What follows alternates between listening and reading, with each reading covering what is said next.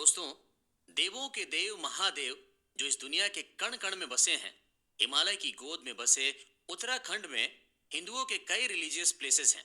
इसी वजह से इसे देवभूमि यानी कि देवों की भूमि भी कहा जाता है। इसी देवभूमि में बने भगवान शिव के ज्योतिर्लिंग को केदारनाथ के नाम से जाना जाता है।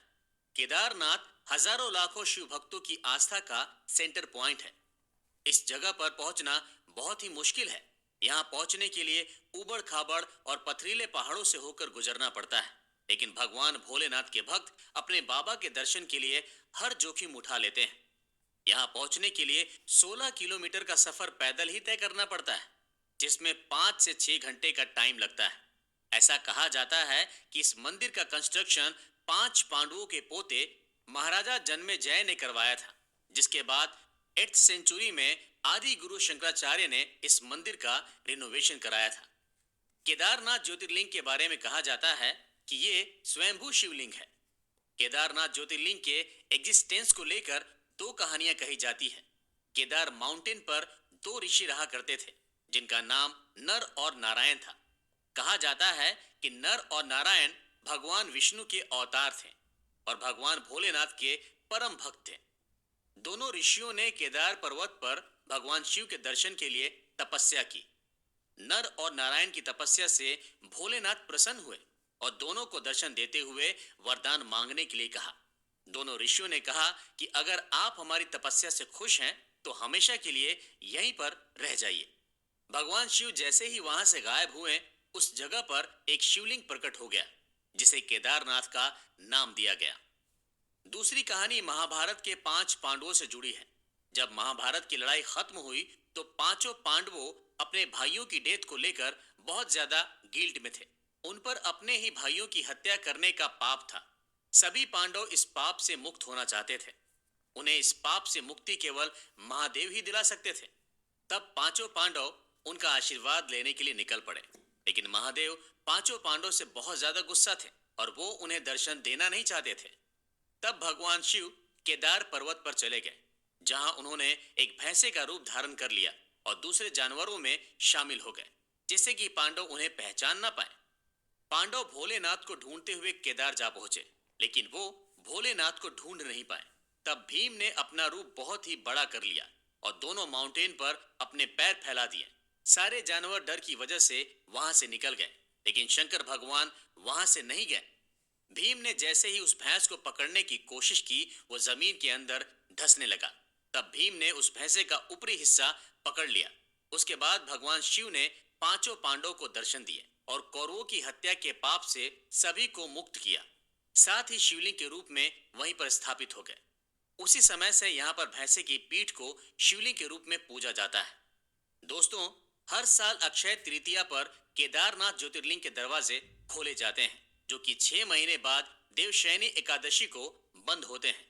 सिर्फ इन्हीं 6 महीनों में भोलेनाथ यहाँ पर दर्शन देते हैं। बाकी के 6 महीने हेवी स्नोफॉल की वजह से मंदिर बंद कर दिया जाता है।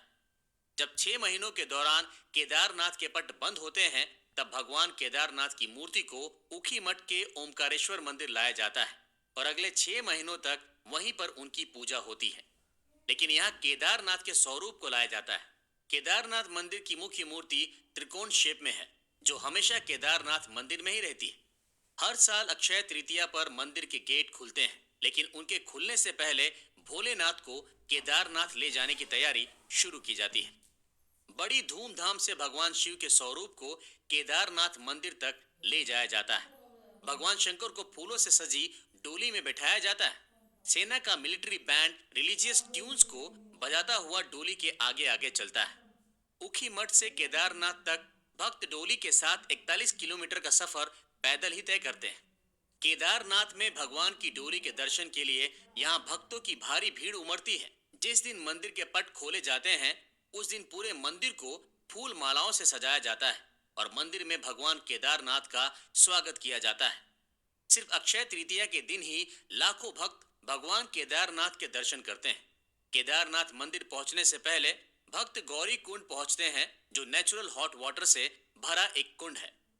केदारनाथ मंदिर पहुंचने से पहले श्रद्धालु गर्म पानी से भरे इस कुंड में स्नान करते हैं। गौरी कुंड में मां पार्वती का एक फेमस मंदिर है, जिसे गौरा माई मंदिर के नाम से जाना जाता है। गौरी कुंड में स्नान करने के बाद पिलग्रिम्स बाबा केदारनाथ की पैदल यात्रा के लिए रवाना होते हैं।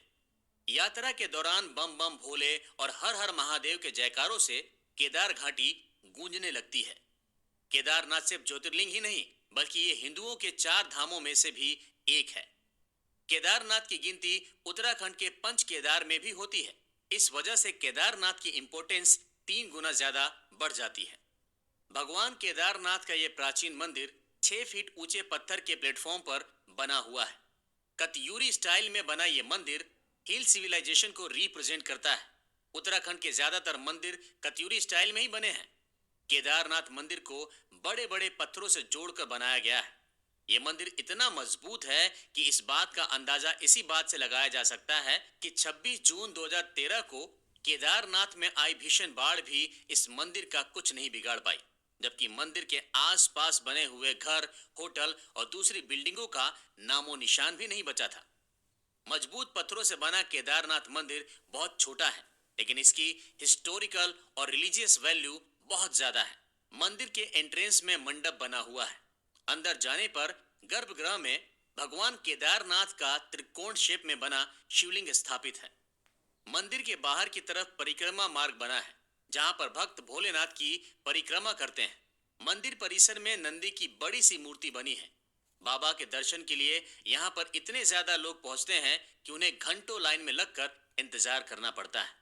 यहाँ तक कि कड़ाके की ठंड में भी बाबा भोलेनाथ के भक्त दर्शन के लिए लाइन में लगे रहते हैं। केदारनाथ में सुबह 4 बजे आरती होती है, लेकिन भक्तों के लिए सुबह 7 बजे मंदिर के दरवाजे खोले जाते हैं।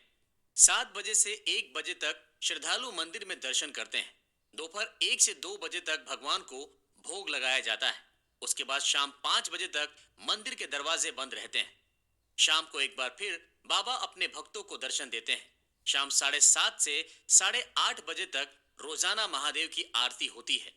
5 मुख वाली भगवान शिव की मूर्ति का श्रृंगार किया जाता है और रात 8:30 बजे केदारेश्वर ज्योतिर्लिंग मंदिर को बंद कर दिया जाता है। मंदिर परिसर में ईशानेश्वर महादेव का भी मंदिर है। यहीं पर अमृत कुंड है। कहा जाता है कि इस कुंड के पानी को पीने से सभी तरह की बीमारियां दूर हो जाती है। केदारेश्वर मंदिर से कुछ ही दूरी पर मुकुंड भैरव का एक छोटा सा मंदिर है।